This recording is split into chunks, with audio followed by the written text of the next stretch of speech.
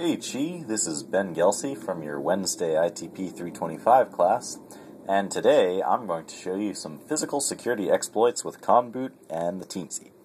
As you can see on the left right here, we have the Teensy microcontroller, which is quite small. I guess it's deserving of its name. You may notice it's attached to a breadboard with some LEDs and resistor. That's not at all have anything to do with this exploit. It's just some other thing I was working on earlier. And on the right, as you can see, we have the discreetly labeled Conboot disk. So, using these two tools, we are going to compromise this system, happens to be on my computer. Specifically, what we're going to do is alter the user's host file so that we can sort of execute something similar to a phishing attack. Should be pretty cool. So anyway, I'm just going to go ahead and start up the computer and pop in the Conboot CD, and also making sure to spam F2 so we can enter the BIOS to make sure we're booting from disk instead of the hard drive. Alright, here's the BIOS. Just flip on over to the boot and boot device priority. Okay, looks like we're good as it is. CD-ROM is first, probably because I did this earlier. Test it out. Okay, F10, save and exit, and we're good. Now we just gotta wait to boot up with Conboot. Shouldn't be too long. Alright, looks like it's booting from the CD. Oh, here we go, Conboot splash screen. It's a good sign. So far so good. The only other thing we have to do is make sure to boot into Windows 7 instead of Ubuntu. I'm actually dual booting. Alright, so we're Windows 7, starting Windows. This could be a while. Part of the reason I switched over to Ubuntu, Windows just takes so long to start up. It's quite painful. But in the meantime, I don't know, I could give you a tour of my desk, I guess. I got a lot of books over here. Got the Artificial Intelligence for CS460, we got the Computer Organization and Design EE357, we got Physics, Social Engineering, I found that on Amazon, haven't gotten around to reading it yet. Got a book on Final Jeopardy, that's on Watson, the AI, of course, from IBM, and just some books on startups, whatnot. Anyway, looks like we're still starting. So I guess I'll tell you a little bit more about what exactly I'm going to do here. So pretty much once everything's booted up and loaded, I am going to simply plug in the USB connected to the Teensy, and the Teensy will do the rest. Pretty much the hard work, I guess that's always the way it is. The hard work is in writing the exploit, and then actually performing it's the easy part. So yeah, I mean, if I was in the field, of course, I wouldn't want this super long cable. So what I did, actually, I found on the internet just a little USB mini to full size. You could plug into the Teensy instead of this big cable, and be a lot more compact and stealthy. Oh, okay, looks like finally we're on the regular monitor. Looks like Windows finally starting up.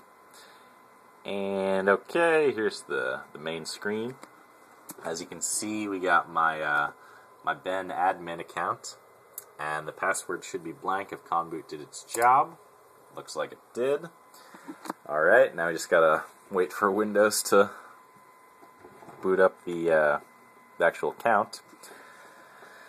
So, a little more waiting, whatever, no big deal. I guess important skill for a hacker is patience. Well learned from this demonstration. And still loading, blah blah blah. Okay, I think I'll speed this part up in the actual video. Alright, here we go. It's my nice Scarlett Johansson wallpaper. And my icons haven't showed up yet on the desktop. And oh, there they are. Alright. Still don't have internet yet. I can see the little blue circle spinning around by my Ethernet. And yeah, pretty much the reason I want to make sure that the system is fully booted up is what I do with the Teensy is it's on a delay before starting to execute its payload. The reason for that is, as you probably know from the paper, the Teensy emulates a USB HID, or human interface device. And, you know, just like when you plug in a USB keyboard or mouse, it takes a little bit of time for the system to recognize that the device is, you know, whatever it is, keyboard and mouse, and load up the appropriate drivers. So the same process has to occur with this. That's what I have an 8-second delay with its 4. But of course, if, you know, stuff's still loading, then the system probably won't actually load the drivers in the 8 seconds I have as a delay. Therefore, the script would begin executing before keystrokes could actually be registered, and that would just cause problems. So, you know, just going to wait a little bit longer. It's a pretty old computer. I guess it's around 2 years now. And, yeah, I guess I'll try, I don't know, opening up Firefox, see if it's ready. See if that loads in a timely fashion. And, see, it's a little slow. That's why we didn't want to plug it in yet.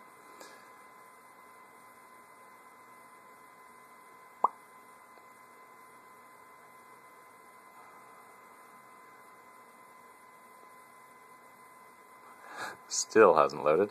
Ah, goody. Adobe Acrobat has updates. Screw that. Alright, Firefox loaded. It's probably good to go. I'll just start up one more time, see if it's a little faster that time. Alright, that's pretty fast. So we're probably good to go, I'd say. Yep, alright. So anyway, now I'm going to plug in the Teensy, and in about 15 seconds it should all be over. The whole script will be done by then. So alright, here's a nice view, and I just plugged it in. 8-second delay. 1, 2, 3, 4. Oh, something's going on. Aha! Whoa, what's this? Oh, alright.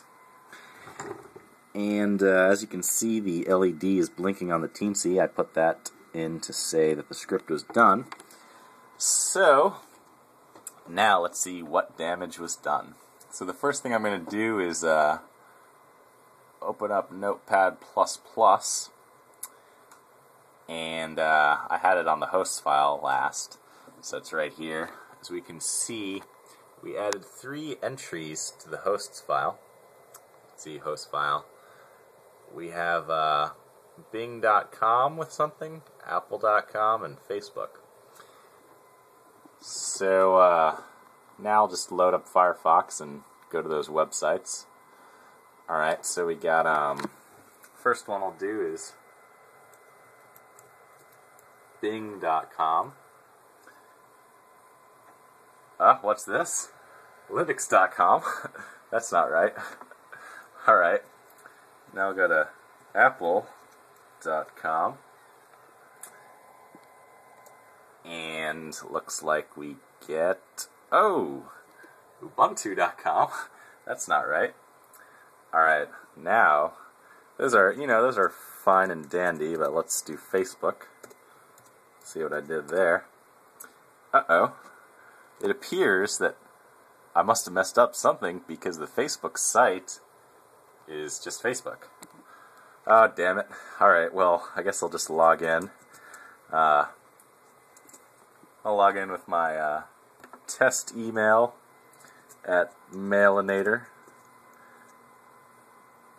Mailinator.com. Put in my password. It's hard to type with one hand. Okay, And we'll just hit the login button. And what the heck? Your email address is testemail@mailandair.com and your password is fake password. Thank you for getting phished.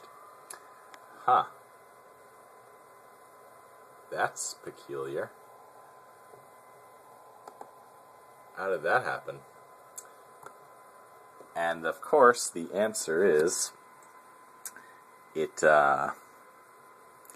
was a fake website that the hosts file was able to fake me with. So that is how you could potentially execute a phishing attack with corrupting the user's hosts file. Anyway, hope you enjoyed this video, and I got 2 more, so yeah, see you in the next one.